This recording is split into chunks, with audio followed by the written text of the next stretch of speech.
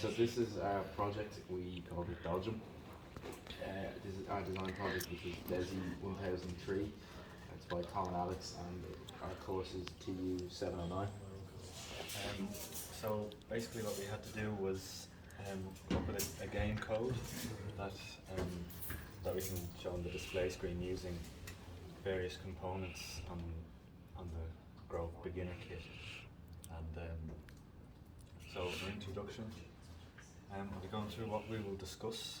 We will discuss our game, problems we had, some solutions, future improvements, and references. The process we used, our process began with a simple brainstorm of possible ideas. We had 3 ideas originally. One was a basketball game, we had a Sudoku solver, and then a runner game. We settled on the runner game because it was most compatible with the tools we were provided with, and we did not involve any additional components, and the code was above our skill level. So this is about our project and problems and solutions we had.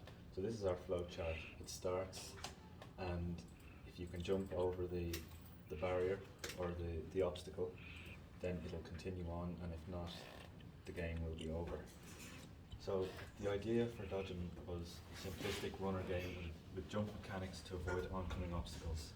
When the game begins, the player must press the button to jump over the obstructions. Our original plan involved liquid crystal code, which we were advised against, so we started from scratch, and basically all of the code it wasn't copy and pasted, from somebody else. It was mostly our own workings. So we began researching several library examples that extracted relevant pieces of code to use in our game. And I'll do a simple demonstration. Yep. So the only problem we had was when it had the game over, when you hit into one of them, it does not return, and so you press the button and it jumps, and then when you go down and hit into it, the game is over. Yeah.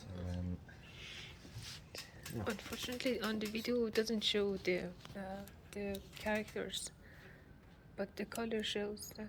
Yep. Improvements for the future.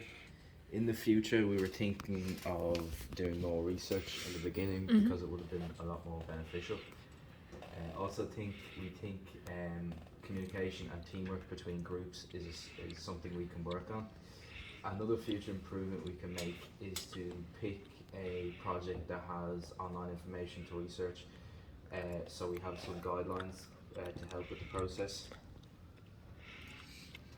So some of the references is the Seed Wiki website. I found it was very useful because it had loads of codes and ideas that we can incorporate into our project, and also the GitHub Arduino website, which also had a lot of other projects that you could get inspiration from, and you could inquire about similar projects. And overall, that is the end of our Yeah. presentation. Thank you, guys. Thank you. Well Thank done. you.